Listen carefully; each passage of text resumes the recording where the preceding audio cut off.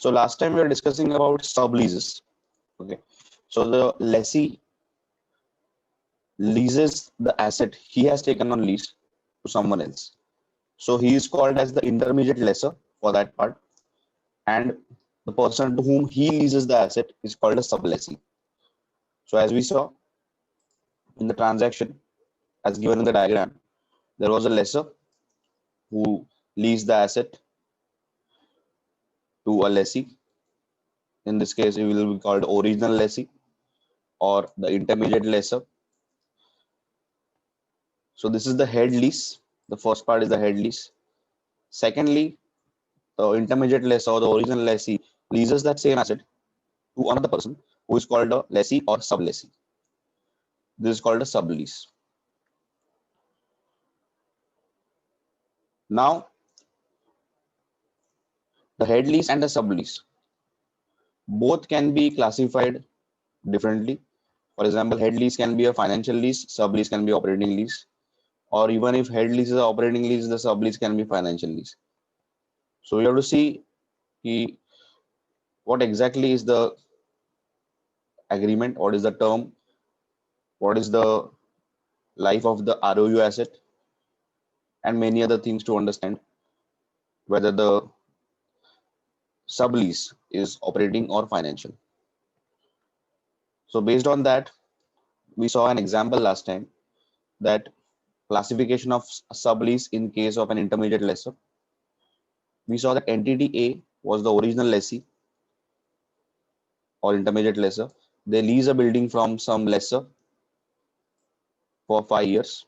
So they have taken a lease of 5 years. The building has a life of 40 years. So clearly it's operating lease.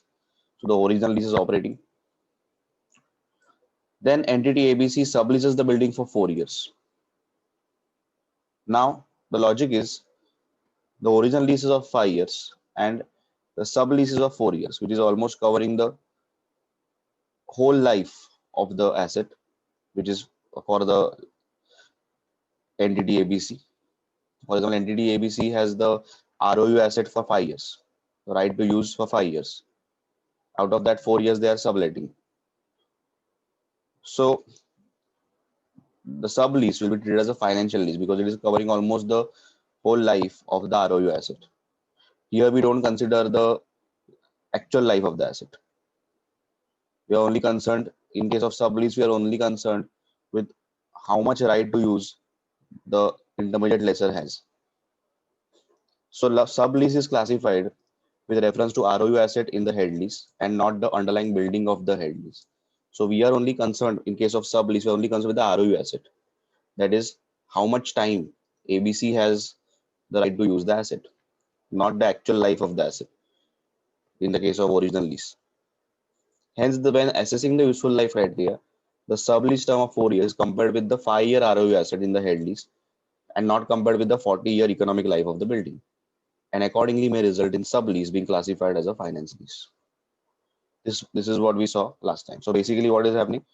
So even if the operating lease is clearly if the original lease is a clearly operating lease because the life of the building is 40 and they are just taken it for 5 years, it's clearly operating lease, but that doesn't stop the sublease from being a finance lease, because in the sublease we only compare the ROU asset, not the actual underlying asset. So this is the example that we saw last time, and one more example is there. Intermediate lessor, where the sublease is classified as a finance lease. Head lease is there. An intermediate lessor enters into 5-year lease for 10,000 square meters of office space. That is the head lease with entity XYZ. That is the head lessor. Sublease at the beginning of year 3. So original is 5-year lease. Now, at the beginning of year 3, so basically 2 years are complete and third year started. The intermediate lessor subleases the 10,000 square meters of office space for remaining lease term. That is 3 years of the head lease to a sublessee. How should the sublease be classified and accounted for by the intermediate lessor? Here what is happening again? he has entered into original leases for 5 years. Out of that, the sublease will be for 3 years. On the start of third year, मतलब 3, 4, and 5. So still we can say, like last sum, that it is almost as compared to 5, 3 years is covering substantial period of life of that asset. So even the sublease again here in this case can be a finance lease. Similar to last example, that there was 4, here it is 3. So intermediate lessor classifies the sublease by reference to ROU asset arising from the head lease in comparing with the 3-year sublease with the 5-year ROU asset in the head lease. The intermediate lessor classifies the sublease as finance lease, having considered the requirement of Ind AS 116, one of the criteria of the useful life for the lease to be classified as a finance lease.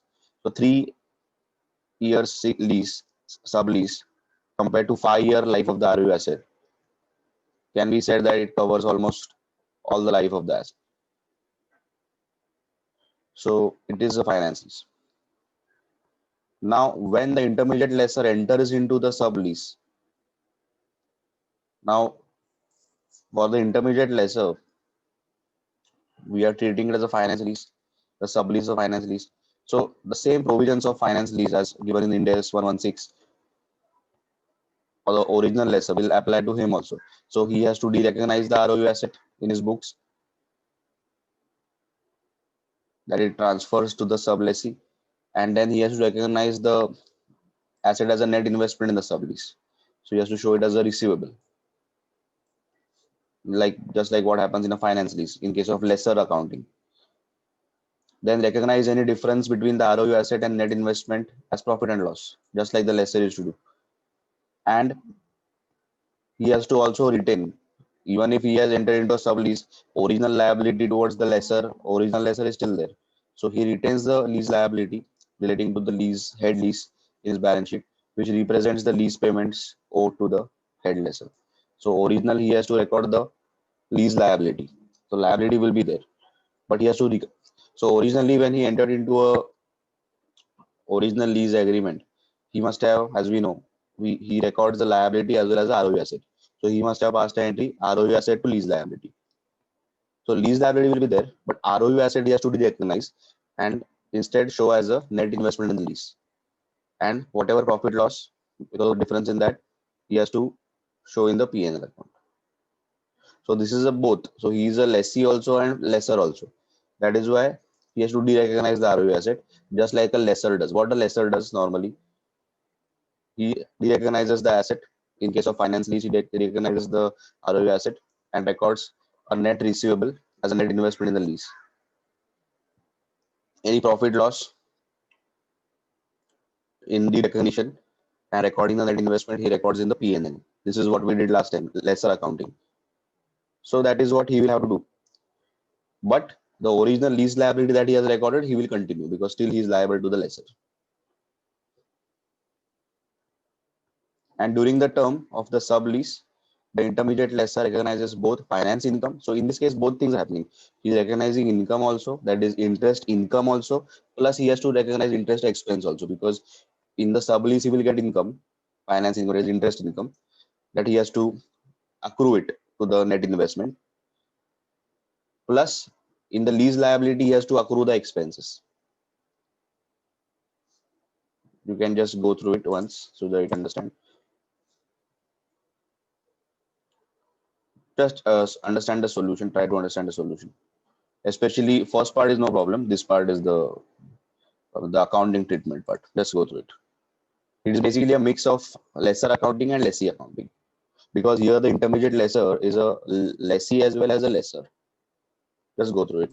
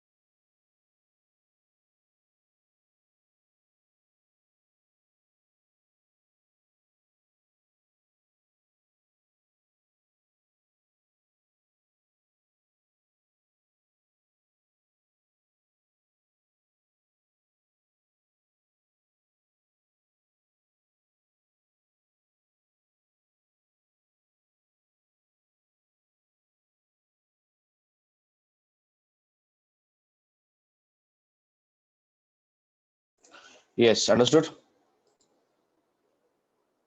Should I go ahead?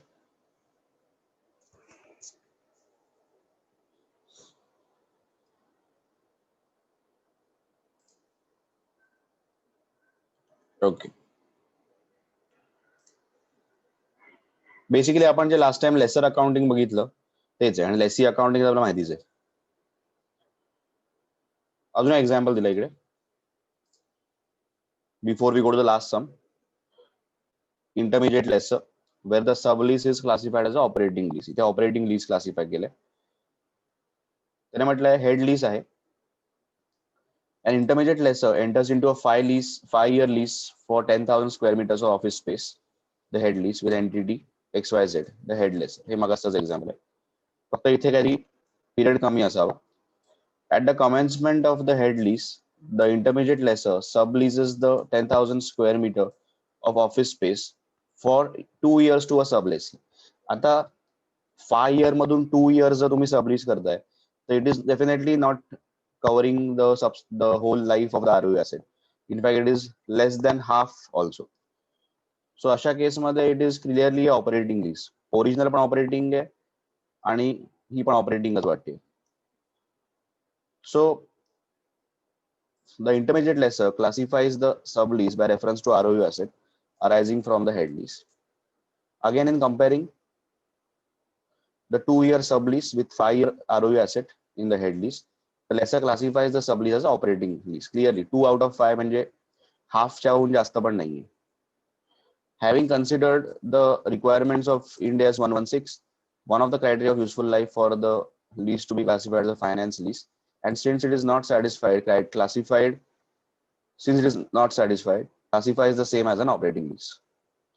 When the intermediate lessor enters into sublease, the lessor retains the lease liability.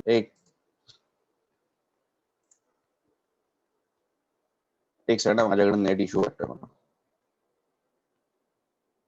I'll shift to the another router.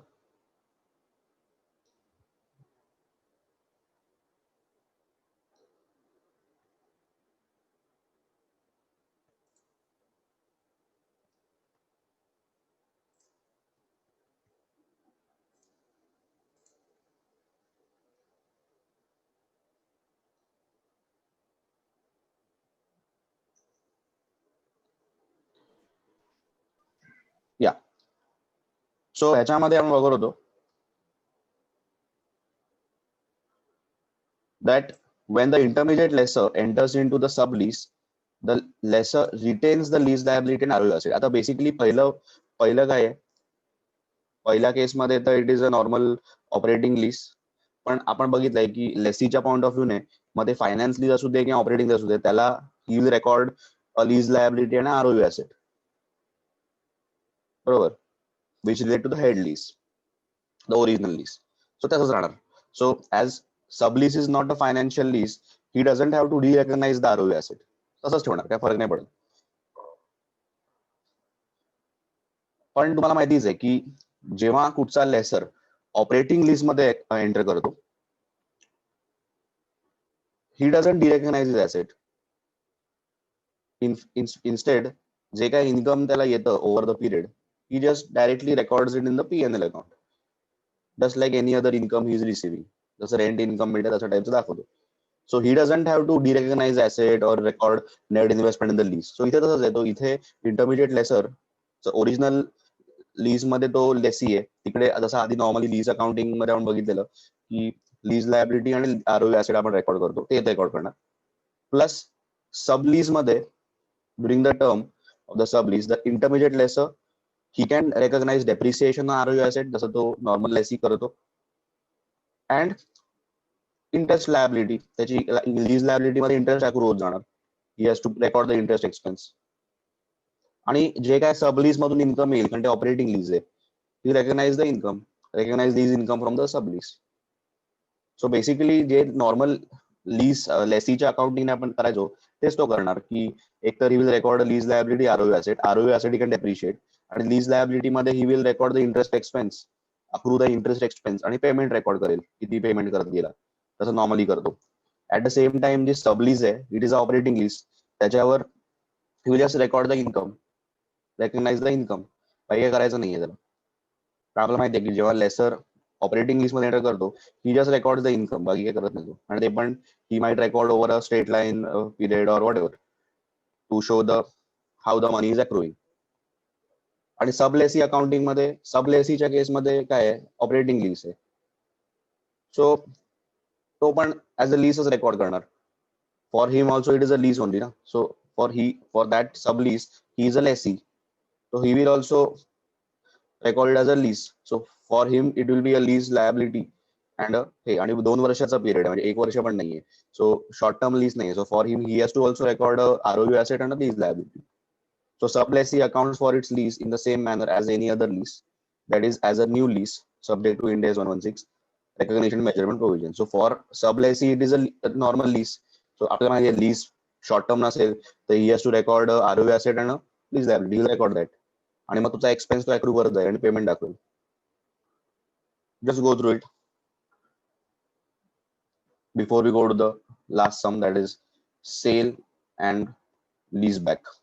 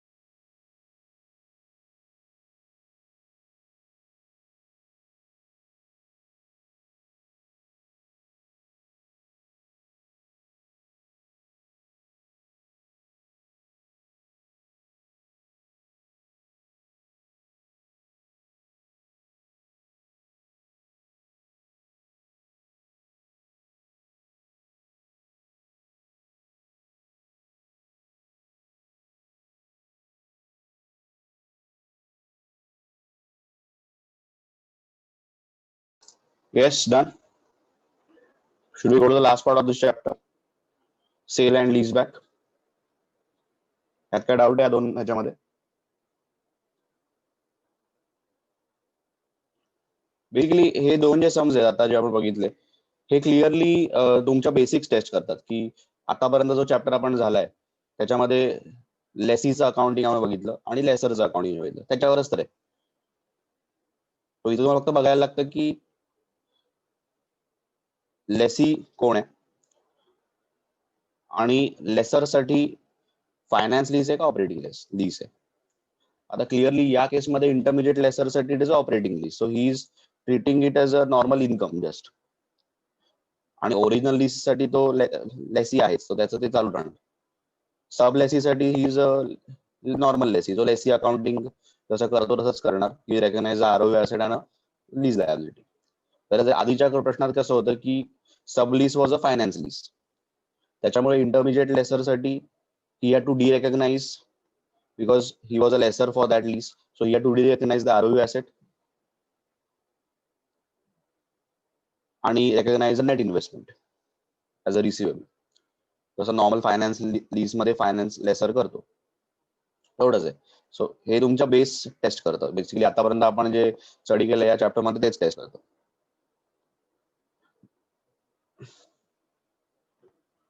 Yes, should I go ahead?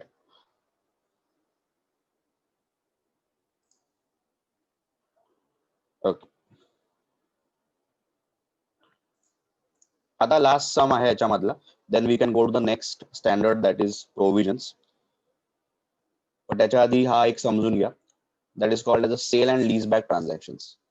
Cell and lease back इथे काय करतायत, नावातूनच कळत असेल की एक person आहे, he is selling the asset at a price. So त्याच्या books मध्ये एक ऍसेट आहे, ते तो विकतोय maybe at a profit, आणि then he is leasing it back. तो विकतोय आणि then he is leasing it back.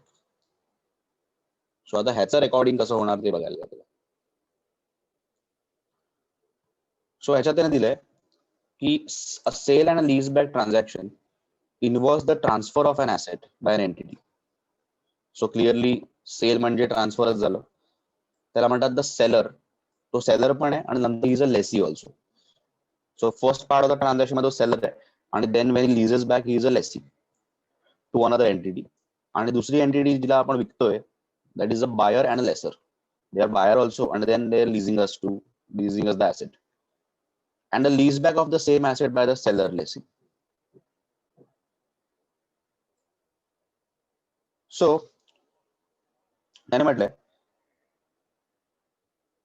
a sale and lease back transactions would no longer provide lessees with a source of off balance sheet financing because under Ind AS 116 lessees are required to recognize most leases on the balance sheet, that is all leases except for lease of low value asset and short term lease depending on the lessee's accounting policy election.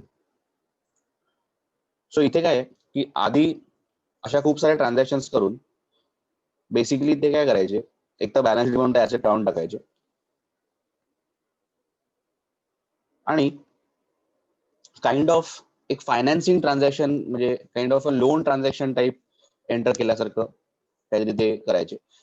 जसं की हे asset काढून टाकलं books मधून, म्हणजे asset was recorded at 15 lakhs in their books, पण असं दाखवलं की आपण विकलं 20 लाखाला किंवा 30 लाखाला. So the buyer gave them 30 lakhs एक तर पैसे, आणि then they use to pay the installments. So kind of ते लोनचं नेचर आहे, like it was like a loan, की याने ऍसेट विकलं, याने पैसे दिले आणि मग हा इन्स्टॉलमेंट भरतोय आणि ऍसेट हा वापरतोय, किंवा ऍसेट वापरत नसेल तरी पण असं दाखवतात की आम्ही पे करतोय. सो काइंड ऑफ त्याला एक फायनान्सिंग ट्रान्झॅक्शनचं नेचर होतं की मी ऍसेट असं दाखवलं, विकलं, आणि त्याच्यानंतर त्याचे मला पैसे मिळाले, थोडे जास्तच मिळाले, आणि आता मी ते इन्स्टॉलमेंट मध्ये भरतोय. So this is like a loan आहे ना, की मी लोन घेतलं आणि आता इन्स्टॉलमेंट भरतोय. So they to structure it in such a way that असं वाटायचं की सेल झालाय आणि आम्ही लीज बॅक पण केलंय वगैरे, पण actually it was kind of a financing transaction, ज्याच्यामध्ये ऍक्च्युअली लोन मिळालंय त्यांना आणि they are now paying the loan.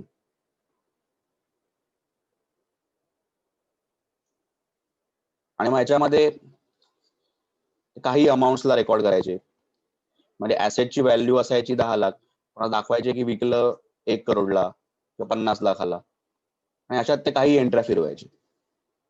पण आता इंड मध्ये सांगितलंय क्लिअरली की तुम्हाला लीज नीट रेकॉर्ड करायला लागेलच. म्हणजे तुमची मध्ये कशी पण लीज असू दे, तुम्हाला लीज रेकॉर्ड करायला लागेल, as long as it is not a short term lease or एकदम लो व्हॅल्यू ऍसेटची लीज. सो इथे even if you sold asset, you are leasing it back to your lessee, तो प्रॉपर अकाउंटिंग ठेवा त्याचं. So accounting जर NEET असेल तर this will avoid the irregularities in the transaction. तुम्ही काही पण अमाऊंटला रेकॉर्ड नाही करू शकत transaction, you have to record it at proper amount only. So ते कसं करायचं ते आता बघूया आपण.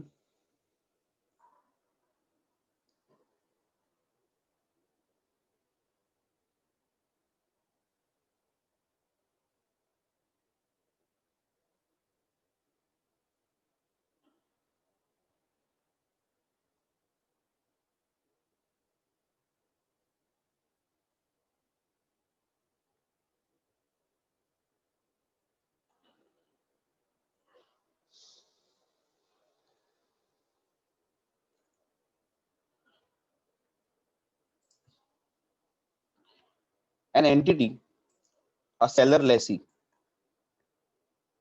म्हणजे तो पहिला सेलर आहे, मग लेसी बनतो, sells a building to another entity, that is the buyer, who will later on become the lessor, for cash of 30 lakhs.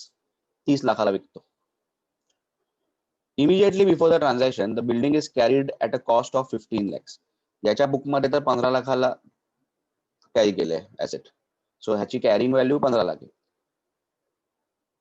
At the same time, the selling lessor enters into a contract with the buyer lessor for the right to use the building for 20 years with annual payments of 2 lakhs payable at the end of each year. So lease होतं enter 20 वर्षासाठी 2 lakh. The terms and conditions of the transaction are such that the transfer of the building by the seller lessee satisfies the requirements for determining when a performance obligation is satisfied in Ind AS 115 revenue from contract with customers. Basically transaction झालेलं आहे. So as per revenue recognition criteria वगैरे, you can recognize the sale वगैरे. सो जे काय property transfer मध्ये जे काही condition fulfil करायला लागतात as per AS 115 झालेलं आहे. म्हणजे he has sold asset, the other party has taken possession, taken ownership, आणि रजिस्टरही झालं असेल, all that. The fair value of the building at the date of sale is 27 lakhs. Fair value 27 lakh आहे, विकल्या कितीला 30 lakhs, carrying value 15 lakh.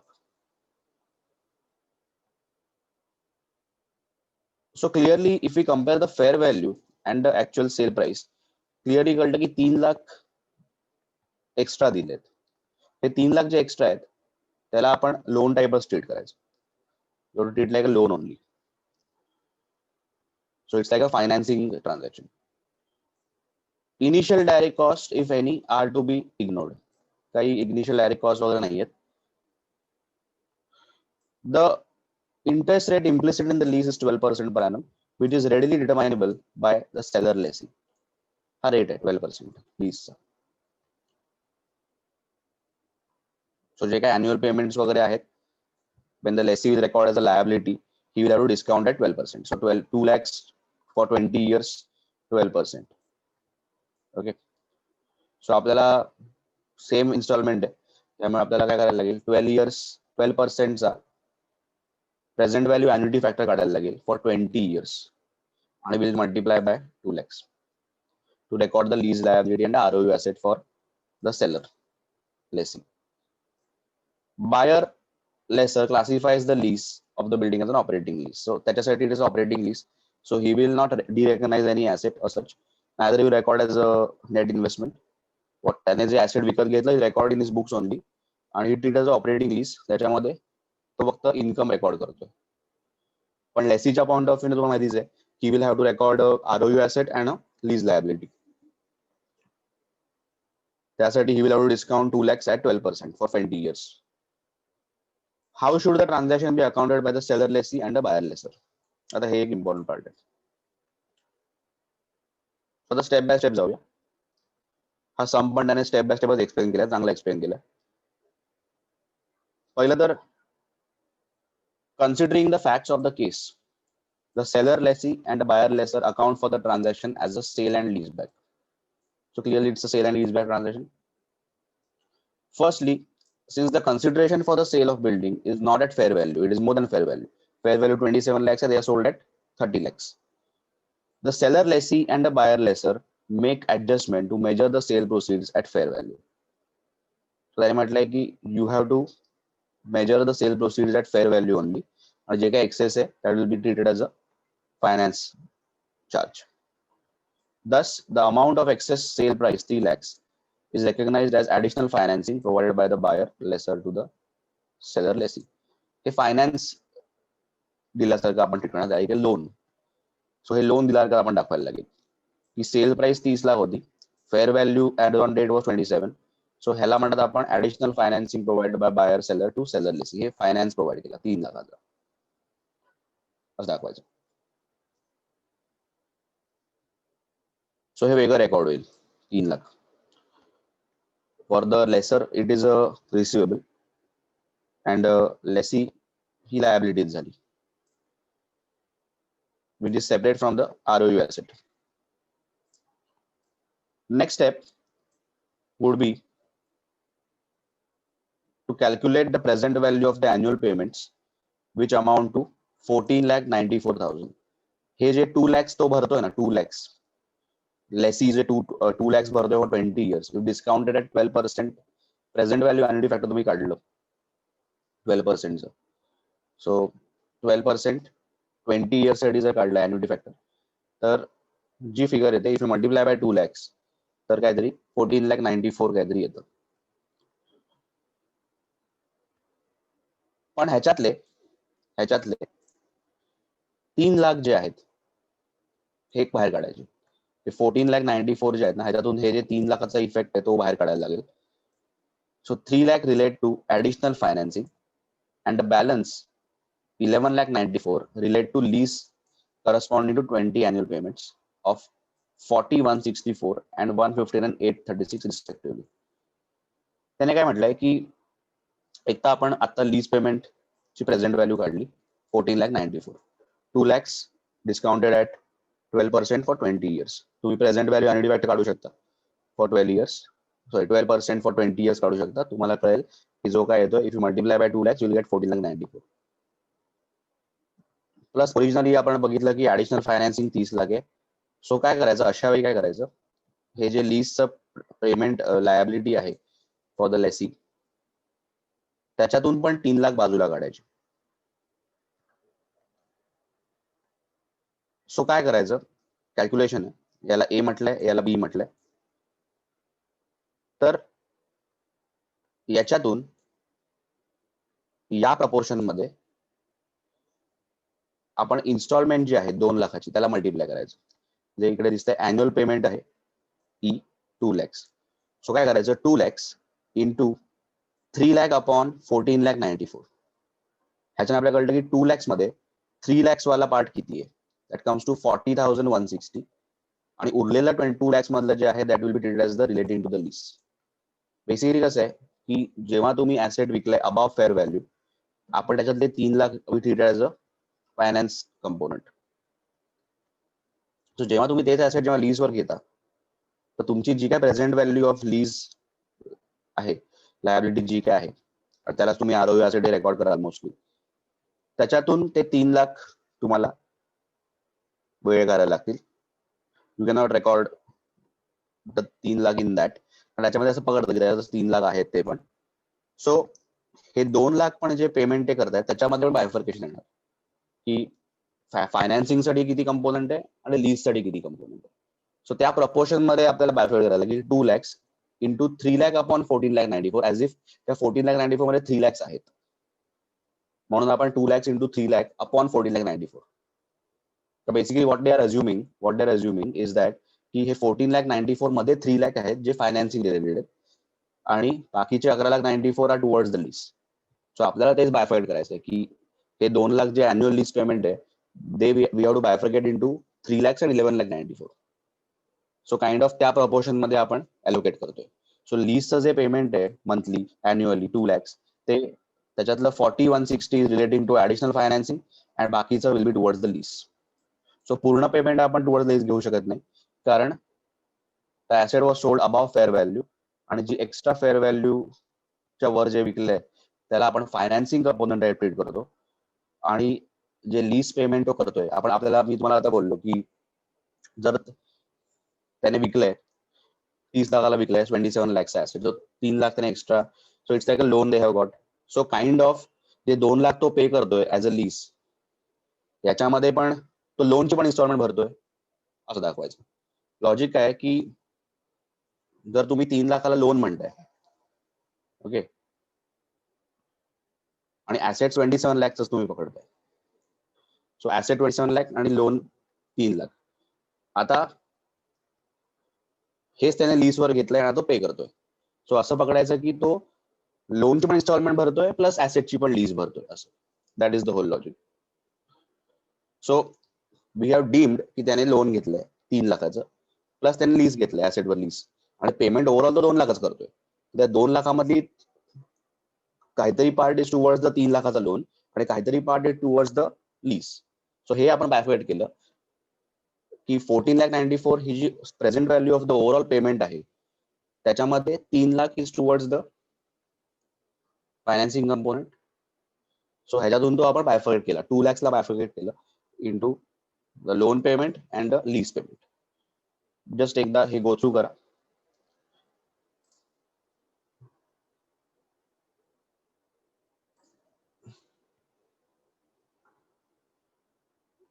Go through करा पाठ.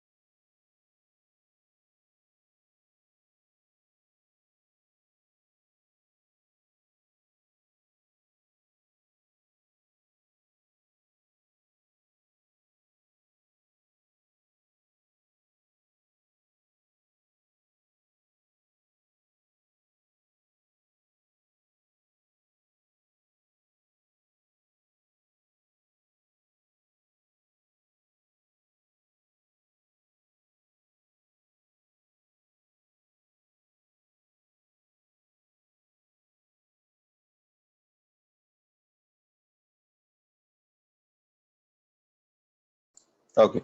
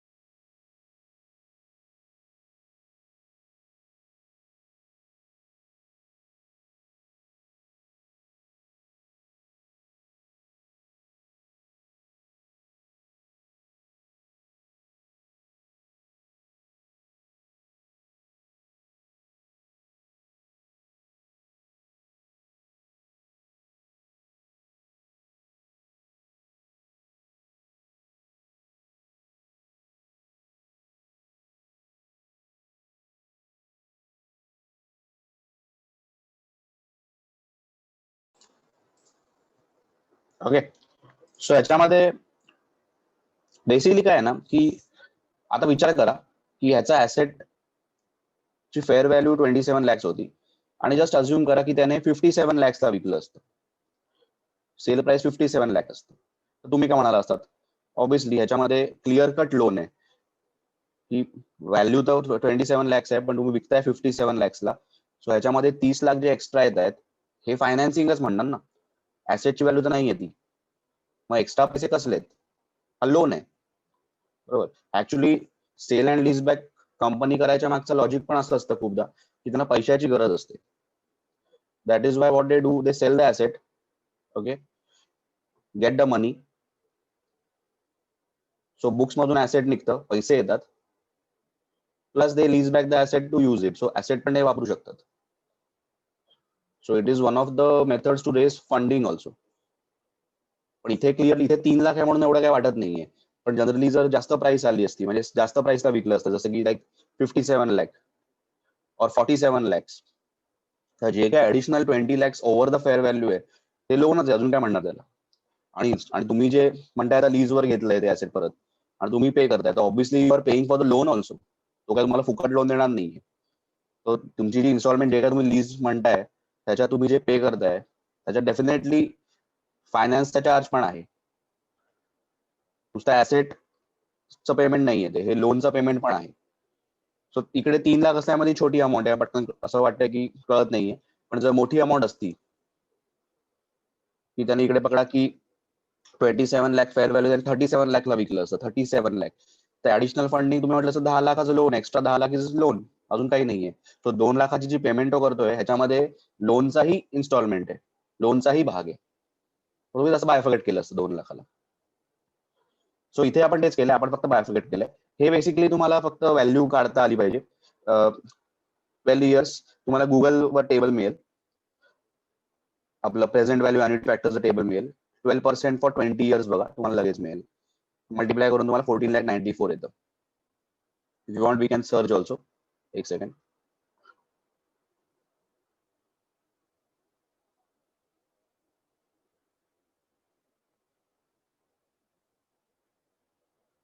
जर तुम्हाला मॉड्यूलच्या मागे वगैरे आहेत त्या माहिती नाही, पण तुम्हाला अॅन्युटी टेबल्स वगैरे मिळाले तर त्याचं एक प्रिंट आउट किंवा असं फाईल कॉपी करून ठेवून द्या, कारण आपल्याला परत परत लागतात ते. सो एक प्रेझेंट व्हॅल्यू टेबल पाहिजे आपल्याला आणि present value annuity factor table पाहिजे, कारण परत परत आपल्याला ते लागत असतात.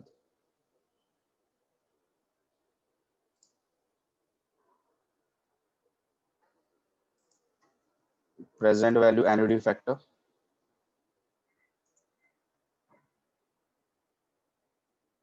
टेबल.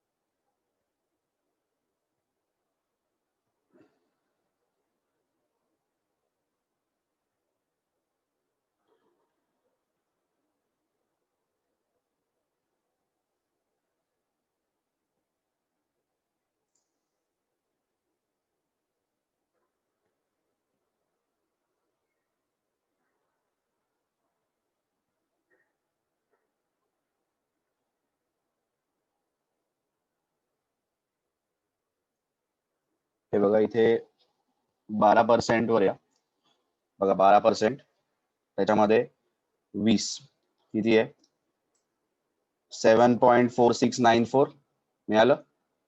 समजलं कसं शोधायचं? दोन प्रकारचे टेबल असतात, प्रेझेंट व्हॅल्यू टेबल्स, जिकडे आपण फक्त प्रेझेंट व्हॅल्यू देतो, आणि प्रेझेंट व्हॅल्यू ॲन्युटी टेबल्स.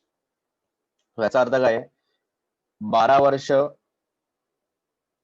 12% तुम्ही जर डिस्काउंट केलं फॉर 20 इयर्स आणि ते सगळे ऍड केले तर ही अमाऊंट येईल, 7.4694. मिळालं सगळ्यांना?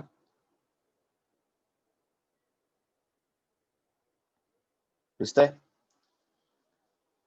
20 इयर्स मध्ये बघा.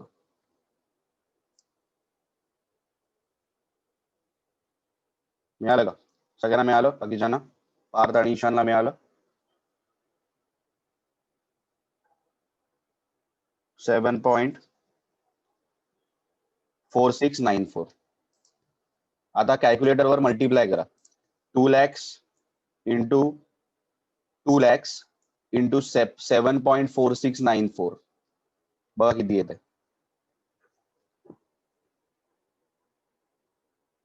म्हणजे इट इज लाईक आपण ते 2,20,000 डिस्काउंट केले 12%. 2 lakhs इंटू 7.4694, 14,94,000. बरोबर? तेच त्याने इकडे घेतलंय, राऊंड ऑफ केले, 14,94,000. आर यू अंडरस्टँडिंग कसं आलं ते?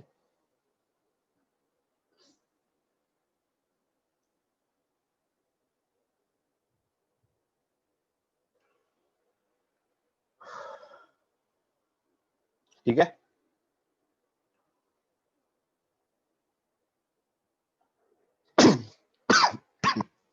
सॉरी, कळलं कसं आलं सगळ्यांना? आता सेलर आणि लेसी, म्हणजे सेलर लेसी जो आहे तो त्याच्या बुक्स मध्ये,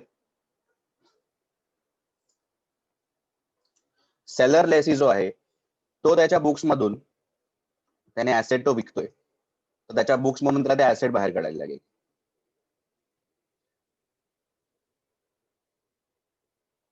generally he will have to derecognize the carrying amount. त्याच्या बुक मध्ये 15 लाखाला रेकॉर्डेड आहे, तर ते 15 लाख काढायला लागतं. ऍट द सेम टाइम जो काय प्रॉफिट वगैरे तो रेकॉर्ड करायला लागेल सेलवर. सेकंडली,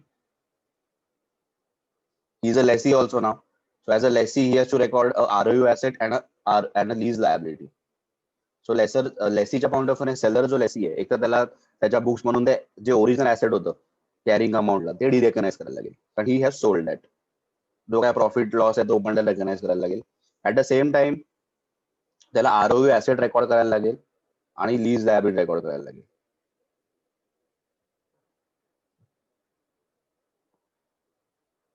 सो लेट्स सी त्याने काय केलंय. सेलर लेसी, पहिला सेलर लेसीचं बघूया. At the commencement date, the seller lessee measures the ROU asset arising from the leaseback of the building at the proportion of the previous carrying amount of the building that relates to the right of use retained by the seller lessee, calculated as follows. So ROU asset तो कसा record करतो, at what value ते दिलंय. पहिलं तर त्याची carrying amount in the books was 15 lakh, त्याच्या books मध्ये कॅरिंग अमाऊंट 15 लाख होतं. फेअर व्हॅल्यू 27 लाख होतं आणि विकलं 30 लाखाला, इज अ डिफरंट इश्यू. आता आपण काय बघतोय, त्याच्या बुक्स मध्ये काय आहे, 15 लाखाला होतं, फेअर व्हॅल्यू होती 27 लाख. ओके. आणि आपण बघितलं की लीज पेमेंट्स जर डिस्काउंट केल्या तर येतं 11,94,000. 3 लाख बाजूला काढा, 3 लाख पकडू नका. सो ROU asset will be recorded in this proportion will be 11,94,000 into 15 lakh upon 27 lakh. So ROU asset will be recorded in this proportion only. Discounted lease payment excluding the 3 lakh financing component into carrying amount upon fair value. He will record the asset at 6,63,333. हा part बघा समजतोय. मग आपण lease liability बघूया.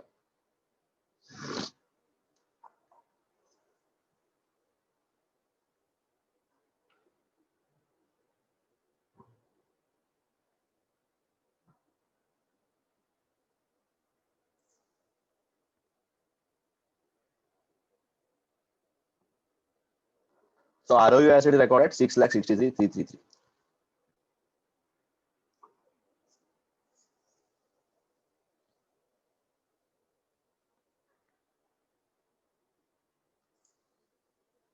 Lease payment जे discount केलेत excluding the finance component into the carrying amount original upon the fair value. त्या ratio मध्ये हे record. त्याच्यानंतर seller lessee recognizes only the amount of the gain that relates to right transferred to buyer lessor calculated as follows. So त्याला gain recognize करायला लागेल. But the gain त्याने म्हटलंय should relate only to the rights transferred to buyer, not the gain on the use. म्हणजे काय बघा, fair value दिली आहे 27 लाख, त्याला ए म्हटलंय, कॅरिंग अमाऊंट आहे 15 लाख, डिस्काउंटेड लीज पेमेंट मगाशीच 11,94. सो मगाच्या टेबलमध्ये पण हेच होतं. आता ओव्हरऑल गेन किती झालाय त्याला सेल मध्ये 15 लाख चं ऍसेट होतं, अप टू 27 लॅक्सचं पकडलं तर 12 लाखाचा गेन आहे. ओके, 30 लॅक्स पकडू नको, आपण anyways we are treating that as a separate हे. सो 15 लाखाचा ऍसेट टू 27 लाखला विकतोय, सो 12 लाखाचा गेन आहे. आता हा जो गेन आहे हा पण डिवाइड करायला लागतो इंटू द राईट, म्हणजे gain from right relating to use the building return by the seller, आणि gain from rights relating to right transferred to buyer lessor. आता हे कसं करायचं असतं, फर्स्ट ऑफ ऑल ओरिजिनल जो गेन आहे, ओके, ओरिजिनल गेन जो आहे 12 lakh upon fair value into the discounted lease payments. 12 lakh upon 27 lakhs into discounted lease payments. Or you can do it other ways. 11,94 upon 27 into 12 lakhs. जे काय ते. So the amount will come to 5,30,667. Basically काय झालं की हा जो gain आहे लीजच्या proportion मध्ये, या 27 lakhs मध्ये या लीजच्या प्रपोर्शन मधला जो पार्ट आहे, म्हणजे काइंड ऑफ 27 लाखला तुम्ही फेअर व्हॅल्यू आहे, ओके, तुमचं लीज डिस्काउंटेड लीज व्हॅल्यू आहे 11,94.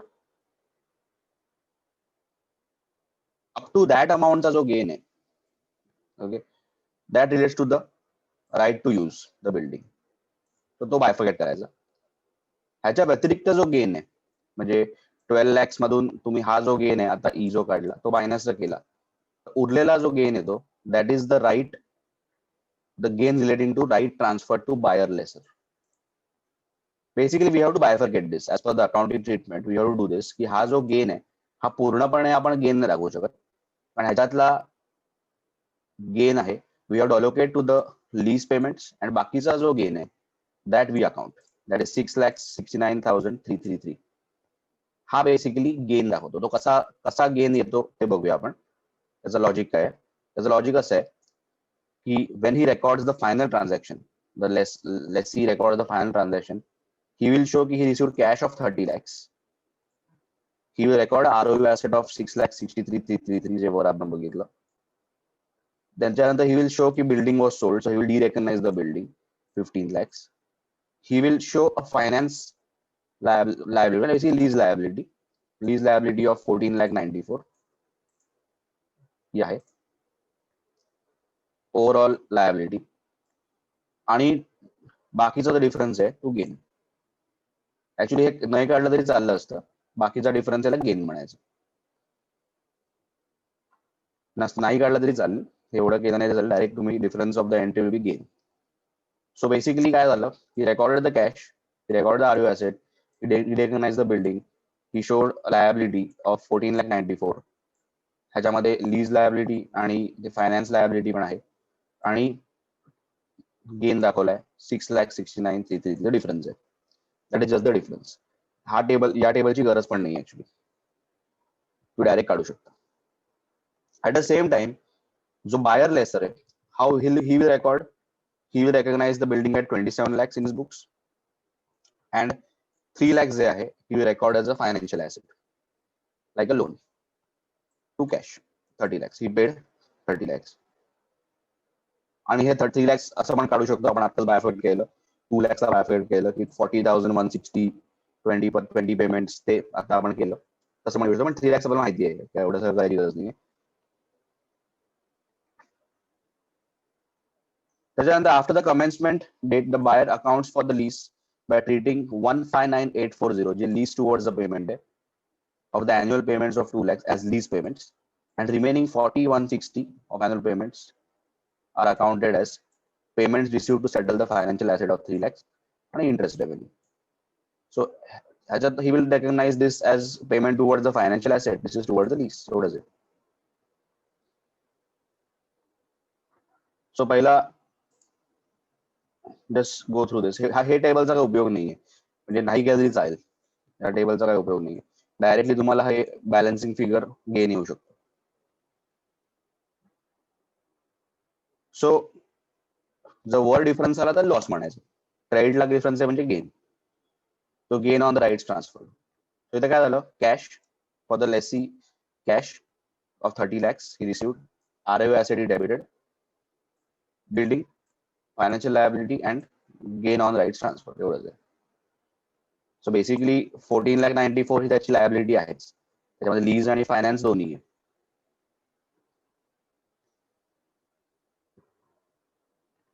सो इथपर्यंत पार्ट तुम्हाला समजलेला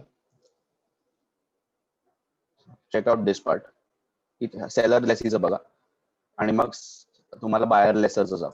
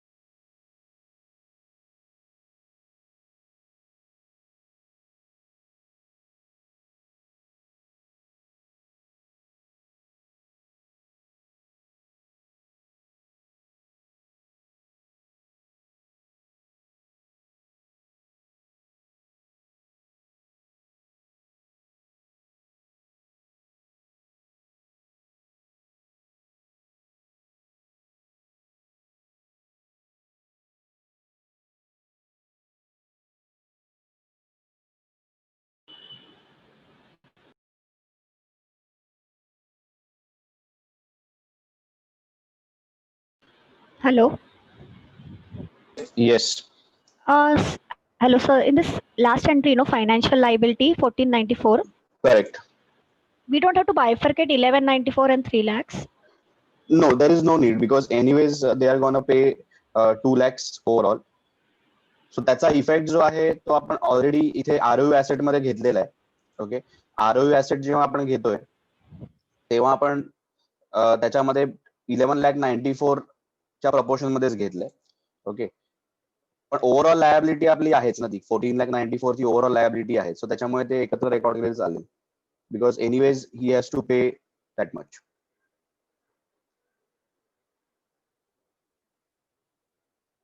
जो काय इफेक्ट होता तो आपण आरओयू ऍसेट मध्ये घेतलेला आहे. आणि दुसरी गोष्ट म्हणजे हे लायबिलिटी आहेच त्याची 14,94,000. ते कॅल्क्युलेशन मध्ये आपण घेतो, पण रेकॉर्ड करताना 14,94,000 आपण रेकॉर्ड करू शकतो.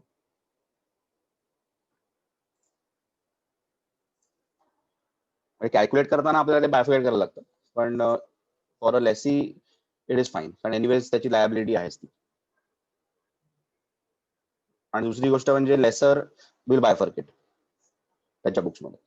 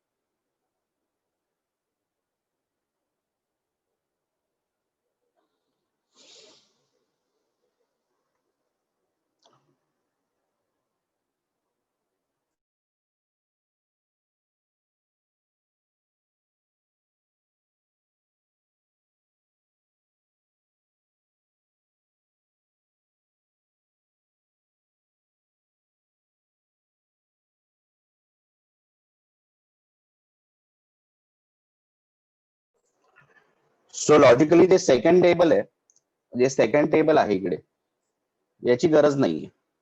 ओके, या टेबलची काही गरज नाहीये. डायरेक्ट तुम्ही एंट्री मारू शकता. जो काय डिफरन्स येतो that is gain. Were difference आला तर loss.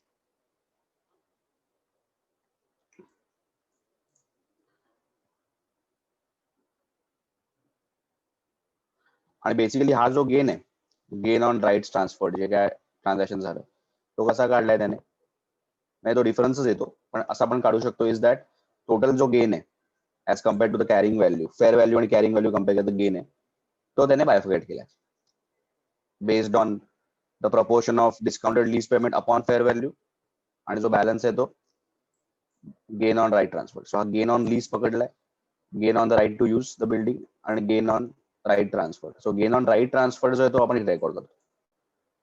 Up to the lease amount we consider it is gain on the right to use. तो काय वेगळा गेन असा रेकॉर्ड होतो, which basically comes from the logic that you are recording the cash income plus you are recording the asset, you are de-recognizing the building, you are recording as a financial liability, that is your overall liability of 14,94,000 आहे,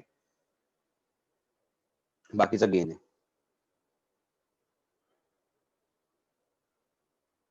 and buyer लेसरच्या books मध्ये असा effect आहे, just go through it.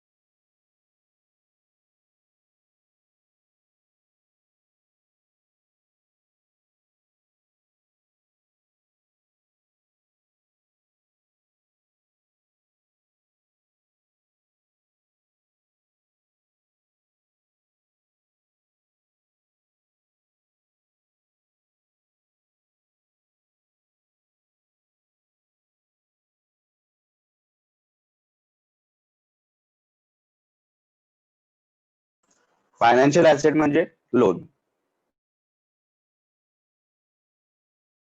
loans and advances.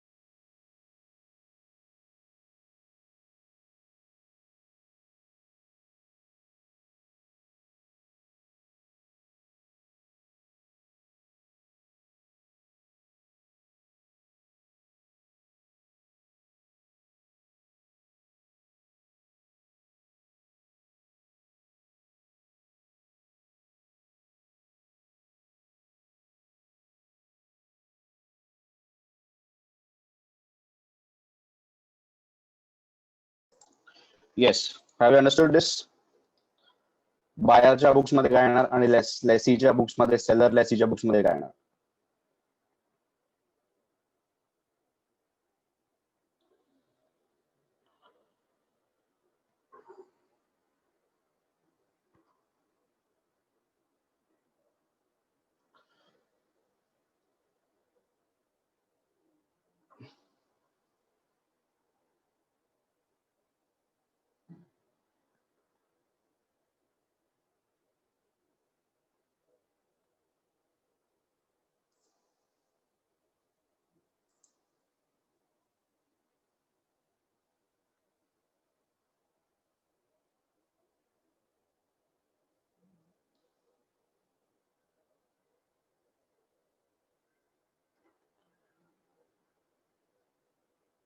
So that's it.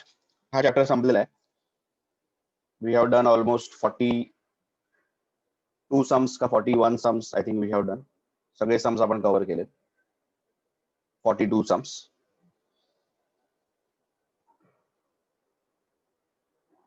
So that is what is expected from you by the institute. You do everything. Okay.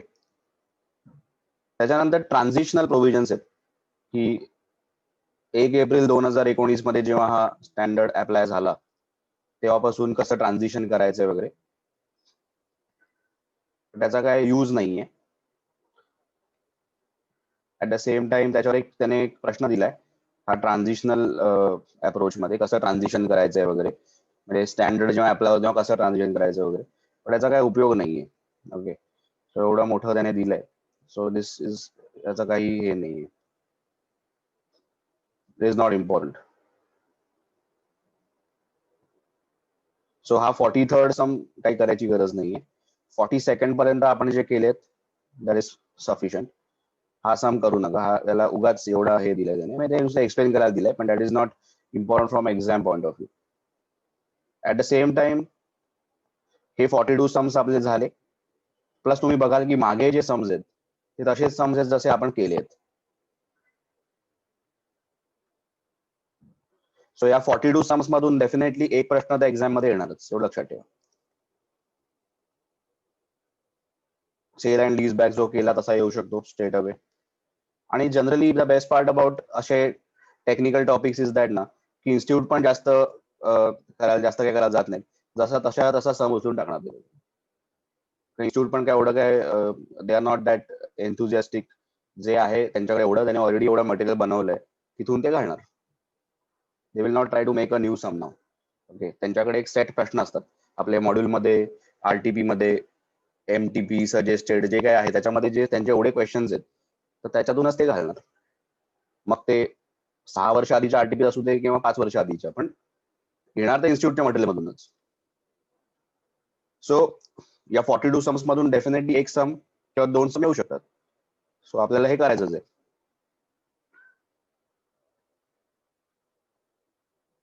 आणि especially जे जास्त complicated वाटतात ते जास्त येऊ शकतात. म्हणजे समजायचं कॉम्प्लिकेटेड वाटतात, थोडं टेक्निकल जास्त इकडे. जसं आता सेल अँड लीज बॅक होता, डेफिनेटली दे विल आस्क. आणि आला तर 8 मार्क्स तुम्हाला देऊन जाईल. ओके, प्लस हे मागे बघा, हे मागे जे सम्स आपण जे केले तेच सम्स आहेत. ते सबस्टॅन्टिव्ह सबस्टिट्यूशन राईट्स वगैरे आपण बघितलं स्टार्टिंगला. ते you have to just go through it, कारण हे खूप टेक्निकल होतं. खूप साऱ्या गोष्टी आपण बघितल्या ज्या maybe and towards end आठवत पण नसतील. So you have to revise from the beginning. मग हा एक बेसिक प्रश्न आहे की whether it is establish that M is having right to control the use of identifiers. Basic स्टार्टिंगला जे बेसिक्स होते. मग सबस्टॅन्टिव्ह सबस्टिट्यूशन राईट्स वगैरे आपण बघितले, बेसिक प्रश्नांवर आहे. मग whether the arrangement contains a lease, हे असे बेसिक प्रश्न आहेत. असे प्रश्न तुम्हाला एक्झाम मध्ये येतील 4 मार्कासाठी किंवा 5 मार्कासाठी. मग again how would the lessee allocate the consideration to the lease component. सो हे आपण अशा टाईपचे केले. त्याच्यानंतर what should be the lease term, ते एक्सटेन्शन वालं, एक्सटेन्शन करतोय की नाही, रिन्युअल करणार की नाही वगैरे त्या टाईपचं. अगेन लीज टर्म, तो लीज टर्म वर आहे. आणि लास्ट आहे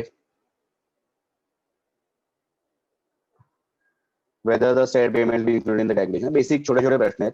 सो असे प्रश्न पण येऊ शकतात, मोठे प्रश्न पण येऊ शकतात. मोठा प्रश्न आला तर 8 मार्क, असे प्रश्न आले छोटे तर मग 4-5 मार्क देऊन जातील. पण डेफिनेटली इथूनच येणार. आता एवढे प्रश्न आहेत, जसं आपण बघितलं revenue recognition, revenue recognition were definitely एक 8 मार्काचा प्रश्न येऊनच जातो. जसं याच्यावर म्हणजे मोठे टॉपिक्स त्याच्यावर they will ask more questions, छोटे टॉपिक्स वर एखादा प्रश्न येतो. सो जर तुम्ही नीट केलं सगळं, मॉड्यूल पहिलं पक्क करून टाकलं, बेस तर मॉड्यूलच आहे. RTP वगैरे ऑल इज इन्क्रीमेंटल, हे नंतर नंतर आपण करतोच. सो हे पक्क करा, आय डोंट थिंक काय प्रॉब्लेम येईल. सो आज मी काय नवीन चॅप्टर चालू करत नाही, बिकॉज ऑलरेडी इट्स 9. सो उद्या आपण फ्रेश माइंडने प्रोव्हिजन्स जे नेक्स्ट स्टँडर्ड आहे तो चालू करू.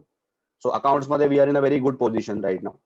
आपले स्टँडर्ड जे काय झालेत त्यांचं वेटेज खूप चांगलं आहे. सो मी तुम्हाला आधीच बोललो की आपलं जेव्हा पहिलं मॉड्यूल झालं तेव्हाच 30 मार्क्स तुमच्या हातात आलेले. आय हॅड टोल्ड यू की तुम्ही तेव्हा 90 मार्क्स आपलं कव्हरेज झालंय, लॉचं 60 आणि याचं 30. सो आता तर आपण we have reached further. So दिवाळीच्या आधीपर्यंत we might be in a still better position. Okay, कारण हा एक मोठा स्टँडर्ड, जे मोठे मोठे स्टँडर्ड आहे ते पण आता संपलेत. जसं की आता हा एक लीज 122 पेजेसचा होता, सो तो आपण संपवलाय. सो आय होप तुम्ही मार्किंग वगैरे केलंय. आता आजच्या ह्याच्यात काय मार्किंग नव्हतंच, एक फक्त ते सेल अँड लीज बॅक होतं. त्याच्या जे सेल अँड लीज बॅक लिहिलंय ना, त्याच्या समच्या वर हे heading sale and lease back, त्याच्यावर खाली 2 लाईन फक्त लिहून घ्या सेल अँड लीज बॅक काय आहे. That is self explanatory. What is sale and lease back understood आहे. फक्त एक 2 लाईन जस्ट टू अंडरस्टँड की हा टाईपचा सम आहे म्हणून तुम्हाला लिहून घ्या. बाकी आय डोंट थिंक काय प्रॉब्लेम आहे. तो we have finish the chapter successfully. So revise it now. Okay, तुमच्या हातात आहे. सो आता या पोझिशनला आपण जर बघितलं तर 50 मार्क्सचं आपलं कव्हरेज आहे. So which is a very good position to be in. म्हणजे ते जरी पक्क केलं तर पुढचं जे काय ते बोनस आहे. That is how CA studies are to be done. Okay, so आता गिअर अप आणि आतापर्यंत आपण जे केलं ते अप टू डेट व्हा, कारण हे एवढं वास्ट आहे. तुम्ही बघितलं असेल इतकं वास्ट आहे की, आणि it is so much technical, तर रिव्हिजन भरपूर पाहिजे. It is all about revision. तुम्ही बघत असाल की असं CA फायनलच्या लेवलला होता आपण, पण असं काही नाही आहे की काय रॉकेट सायन्स आहे आणि खूप डिफिकल्ट आहे, काहीच जमत नाही, समजलंच नाही वगैरे, असं काही नाहीये. सगळं समजतं. सो CA फायनल किंवा CAच्या स्टडीज अशा आहेत की at no point you will feel की अरे हे डिफिकल्ट आहे. हेवी असेल थोडं, पण समजेल तुम्हाला. हा एकदम चांगलं शिकवलंच नाही कोणी तर मग प्रॉब्लेम होऊ शकतो, पण जर if it is taught well तर मग समजतं. तर तुम्हाला असा पॉईंट येणार नाही की असं वाटतंय की काही समजतच नाहीये, असं येणार नाही. पण तरी प्रॉब्लेम कुठे येतो? It is vast. तुम्हाला इट इज वास्ट. आता अकाउंट इंडियन इंड एस जे आपण अकाउंट्स आहेत 4 मॉड्यूल आहेत. सो इट इज सो वास्ट. हा चॅप्टर्स बघा. सो हे सगळं तुम्हाला ऍब्झॉर्ब करून रिटेन करायचं एक्झाम मध्ये, आणि तुम्हाला एक्झाम मध्ये परफेक्ट सगळं आठवलं पाहिजे. इच अँड एव्हरी स्टँडर्ड आठवला पाहिजे. सो विचार करा काय लेवलचा तुम्हाला अभ्यास करायला लागणार आहे, काय लेवलचा. सेम लॉ मध्ये पण तसंच तुम्हाला सगळे सेक्शन आठवले पाहिजे. एक्झॅक्ट सेक्शन मे बी नाही आठवला असेल by the section number, but provision आठवली पाहिजे. Section number is the last thing, पण तुम्ही जर परत परत रिवाइज करा तुम्हाला तोही आठवतो. सो तुम्हाला basically each and every provision of law, each and every provision of India हे सगळं लक्षात आलं पाहिजे. So it is not a cake walk सीए एक्झाम पास होणं. सो ह्याच्यामध्ये खूप मेहनत आहे, खूप अभ्यास आहे. सो सीए एक्झाम पास होणं साठी लॉजिक काय की the portion is not difficult. Portion सगळं समजेल तुम्हाला, सगळं येईल, पण आता पण तुम्हाला सगळं जे शिकवलंय सगळं समजत असेल, पण तिकडे नाही थांबत ना. प्रॉब्लेम आहे की हे सगळं तुम्हाला स्वतःहून सगळं वाचून स्वतःला ते ऍब्झॉर्ब करता आलं पाहिजे, आणि तुम्हाला फायनली ते एक्झाम उतरता आलं पाहिजे. आणि that is a different task altogether. कळलं? That is a all together different task की तुम्ही ते वाचणार कधी, तुम्ही ते कधी ऍब्झॉर्ब करणार, कसं रिटेन करणार, आणि कसं एक्झाम ते उतरवणार. That is the task. So इथे मी शिकवलं, आता तुमचं काम सुरू होतं त्याच्यानंतर. कारण आता खरा गेम सुरू होतो की तुम्हाला हे वाचायचंय, स्वतःहून अंडरस्टँड करायचंय आणि रिवाइज करत राहायचंय till the exam, till the time you become a master of it. आणि इतक्या वेळा वाचून तुम्हाला ते मास्टर येईल. First time when you read may be तुम्हाला कळणार नाही, जरी पण आता समजलंय, पण फर्स्ट टाइम जेव्हा स्वतःहून जेव्हा वाचतो पटकन आपल्याला ब्रेन पटकन ऍडजस्ट होत नाही. आपलं ब्रेन साठी पण सगळं नवीन असतं, लँग्वेज वगैरे. पण फर्स्ट टाइम असंच वाचा, सेकंड टाइम रीड तुम्हाला थोडं बेटर पोझिशन येईल, थर्ड टाइम वाचा, फोर्थ टाइम वाचा, जस्ट कीप रिडिंग.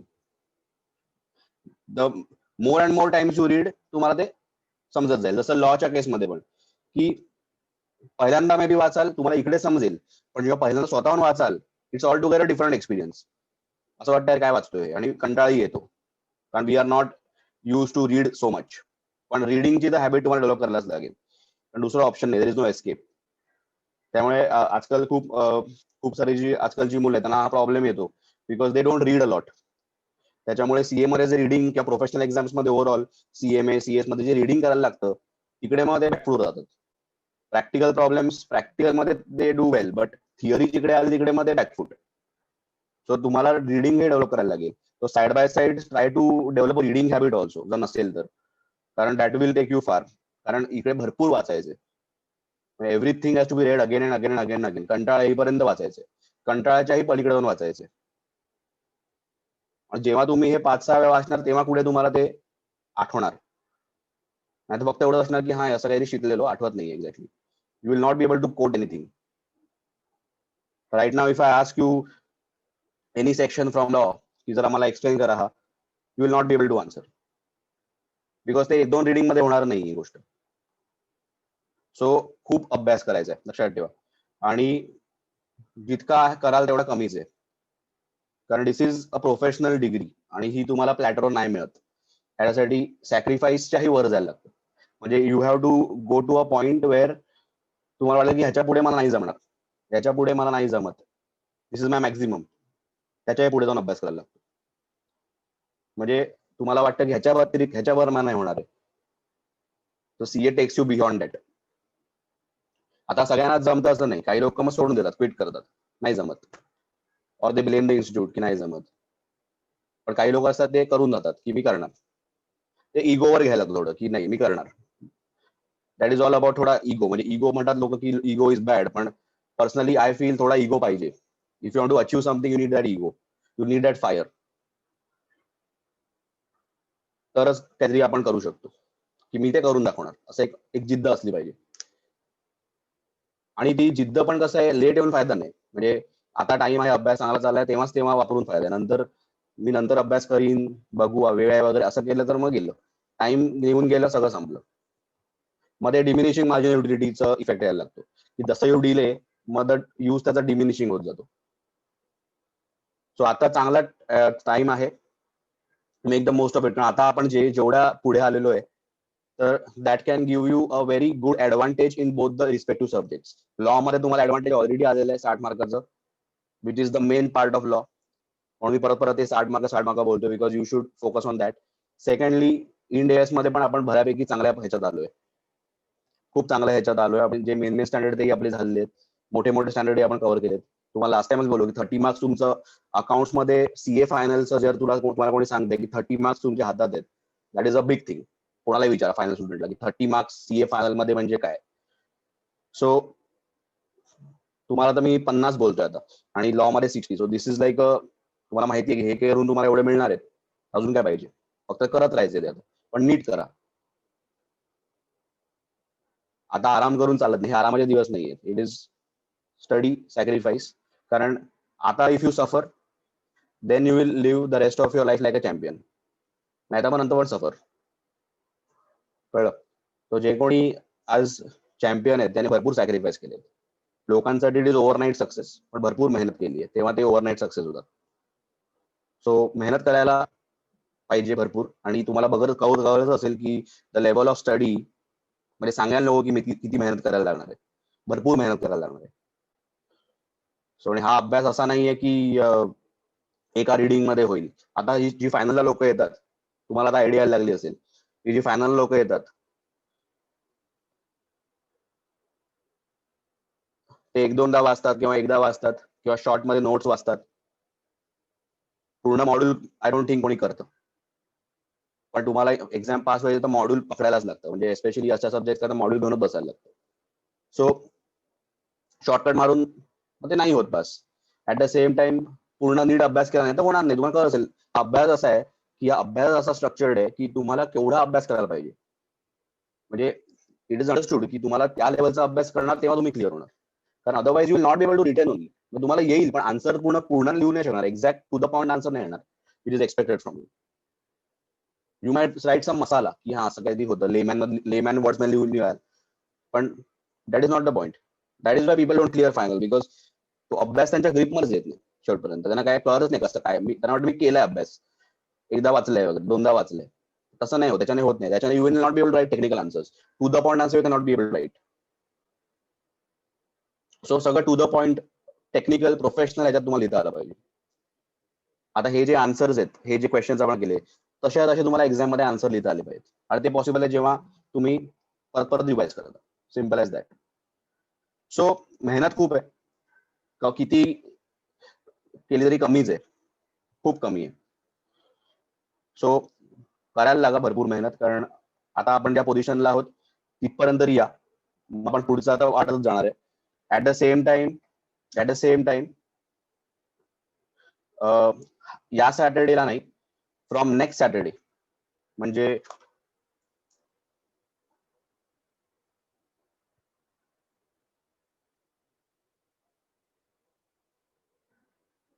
आज हा वीक आहे 2 नोव्हेंबर पासून सुरू होतोय. We will go to 8 November. त्याच्यानंतर नेक्स्ट टाइम दिवाळी येते. सो फ्रॉम 21 पकडा, 21 नोव्हेंबर बघू. नेक्स्ट सॅटर्डे, या सॅटर्डेला जमणार नाही, नेक्स्ट सॅटर्डे म्हणजे दिवाळीच्या नंतर सॅटर्डे पासून will start with audit. So Saturday मध्ये म्हणजे 21 पासून will start with audit also on Saturdays only. So audit Saturday चालू राहील आणि आपलं हे इंडेस असं चालू राहील. सो सॅटर्डेला आपलं ऑडिट पण कव्हर होत जाईल. Okay. So once a week आपलं ऑडिटही चालू होईल. सो 21 पासून तोही सब्जेक्ट सुरू होणार आहे, लक्षात ठेवा. तुम्हाला मी आयडिया देऊन ठेवतोय की आपलं ऑलरेडी लॉ झालेलं आहे, त्याच्यानंतर इंडिया जरा चालू आहे आपलं, आणि बऱ्यापैकी we have come ahead in that. 50 marks पकडा कव्हरेज झालेलं आहे. आणि 2 weeks later I be starting with audit also. So ऑडिटही ऍड होणार आहे आता तुमच्या अभ्यासात, तोही एक सब्जेक्ट राहणार आहे. सो तुम्हाला तशी टाईपची मेहनत करायला लागेल. नाही तर काय की मी सब्जेक्ट चालू करत जाईल आणि तुमचं बॅकलॉग वाढत जाईल, तसं नकोय. ओके. सो तुम्हाला अजून वेळ आहे तिला स्टार्ट ऑडिट. सो आतापर्यंत जे झालंय ते तिथपर्यंत करा. मध्ये दिवाळी वगैरे येणार माहिती आहे, पण for a CA student there are no festivals. आपलं एकच फेस्टिवल आहे रिझल्टच्या दिवशी. ठीक आहे. सो सी यू टुमॉरो, एवढं लक्षात ठेवा. ओके, चलो बाय बाय, टेक केअर.